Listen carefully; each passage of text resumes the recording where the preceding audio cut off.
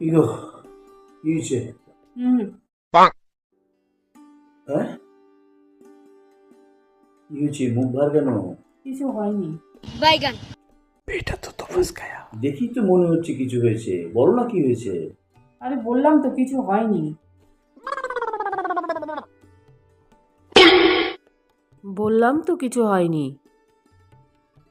মন খারাপের কারণটা কিন্তু আমি জানি, বুঝলে, বুঝতে পারছি।